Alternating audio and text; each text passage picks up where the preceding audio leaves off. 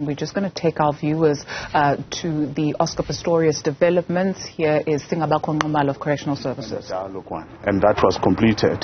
What the parole board is busy with today is what we call parole hearings. That's a platform where the victims are afforded an opportunity to make representation. Could be orally or in submission form. So they opted to come in person to provide that. The same courtesy has to be offered to the inmate, being Mr. Pistorius.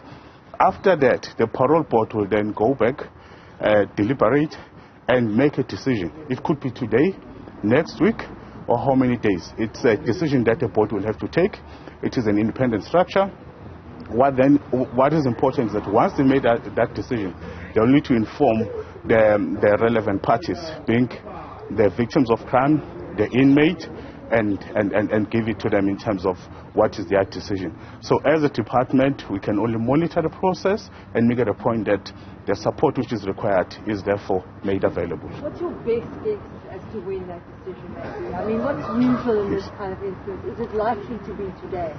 We allow the parole board to engage in their process without even wanting to know what is their timelines, because at no point they must feel like we're exerting pressure on them or we have particular expectations, because that will put the entire process into jeopardy. It has been a long way for us to get to where we are today. So we'll allow the board to process it, and once they made that decision, all of us have to respect that particular decision. How long does it take after that decision is announced for him to be released, if that's the decision? Okay. How it works is that the parole board will make a decision, and in that, should they say he is ready to reintegrate back into society, they will then give him a date to say on this particular date he will be placed out. But there is another process that must be factored in. We call it a pre-release program, because inmates react differently once they are placed out. It's important that once a person is out or is prepared to say, when going out, no one will be willing to extend a hand and shake you.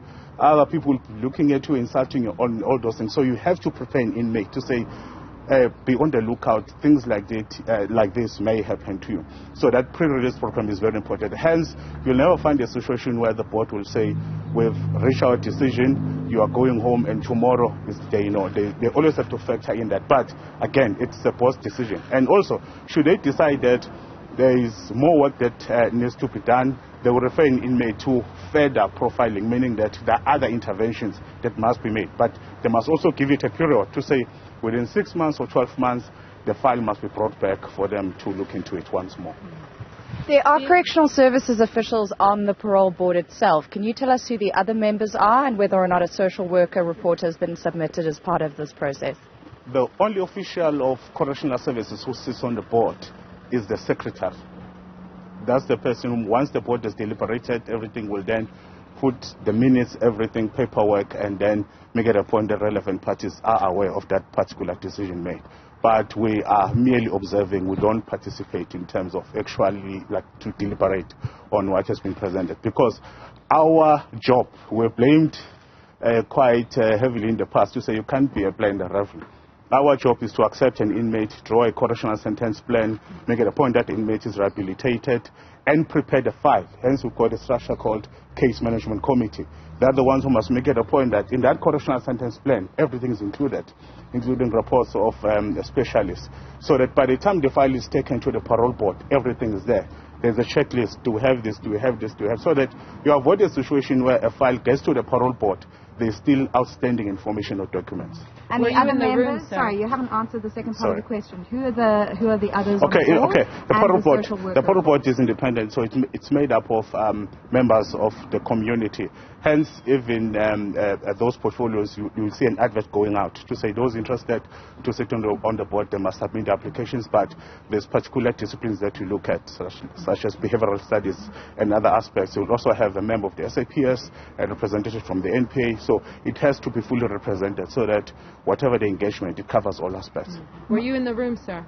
No, remember, only a secretary who represents this year, so I cannot go in there. The told us that June was separate to Oscar. Why was that? Was it a decision by the parole board or by the Steenkamp? The parole board will design its own process and follow it. Surely they may have worked on it and decided which route to take, because at the end of the day, no party shall feel that the process was not fair, because it will then mean the whole thing must start as fresh, and I think we've come a long way to where we are today. Thank you so much for doing this. Sorry, ma'am? Just Oscar has to show the parole board that he is ready for rehabilitation. What does he have to convince them of? How does he do that? Everything is in the profile. That profile talks for the inmate. The reason why you have the parole hearing is to say, are there any other submissions that each party will want to make? And I think it's a fair process, because it's more like saying, also preparing them. Should this person be placed out, be ready for such. An inmate to say, if you are not placed out, you need to understand. But it's important that, remember, we've done the victim offender dialogue already.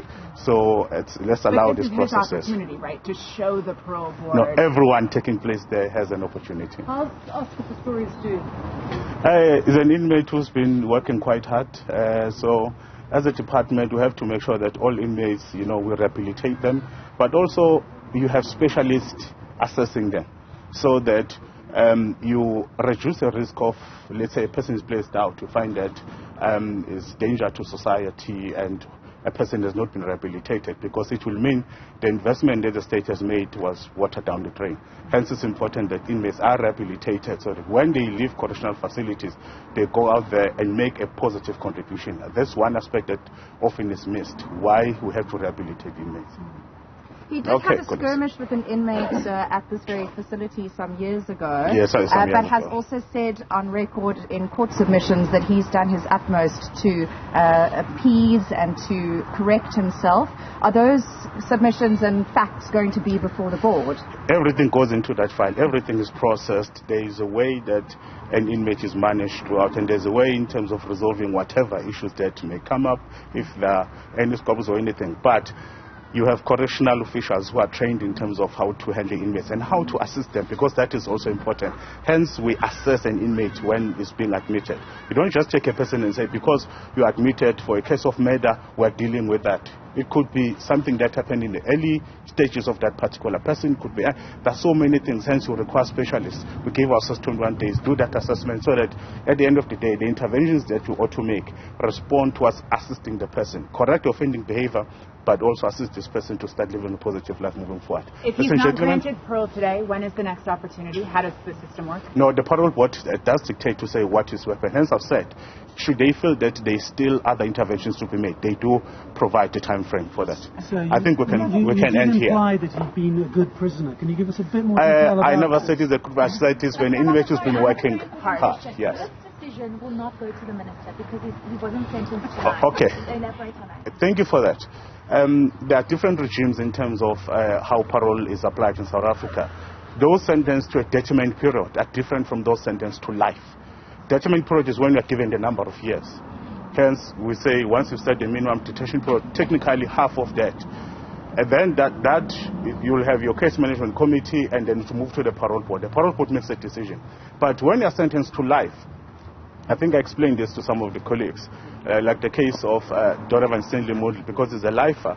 That profile will start from your case management committee, moves to the parole board, then a National Council for Correctional Services. All of them make recommendations ultimately to the minister, who will then make a decision. So that's how processes differ, and you'll understand why. As someone sentenced to life, it means the risk is much higher. Therefore, it has to be that vigorous. Thank you. So could you just explain the sort of things that he has done that would count in his favour? Because you did imply that he... I will prefer not to go to that. Let the parole board, engage with that. Ladies and gentlemen, thank you. All right, Dudu, let the parole board make its decision is the input of Singabakho Nxumalo there for correctional services here at Atteridgeville Correctional Centre. You heard that question from one of our colleagues about the kinds of conduct or actions by Oscar Pistorius which may go toward him vouching for parole. I can tell you, for example, that he has been involved in the farming projects here at Atteridgeville Correctional Centre. There are hectares of farmland around me. This is where inmates grow things like potatoes, pumpkins, moroga, spinach. Pistorius has been involved in that. He, in fact, has an ensuite cell here at Atteridgeville Correctional Centre. Bear in mind, he is a double amputee, and that was one of the reasons raised raised speculatively why he was moved from that high-risk facility, Kgosi Mampuru, where he was originally detained in the health wing, to this very facility. It's generally seen as a lower-stakes facility. He has been here for several years, and as we now know, having seen Reeva Steenkamp leave after just under 2 hours of addressing the parole board, Oscar Pistorius and others who are going to vouch for his application for parole are now engaging with the parole board as the day moves on. With that, it's back to you in studio. Okay, thank you very much, Erin Bates, for that. So as we heard from Singabakho Nxumalo, who speaks for Correctional Services, he's explained that the parole hearings include the victims making submissions and the offender also making submissions. As Erin Bates has just outlined, the parole board will deliberate and make a decision. Once that is done, all stakers will be updated.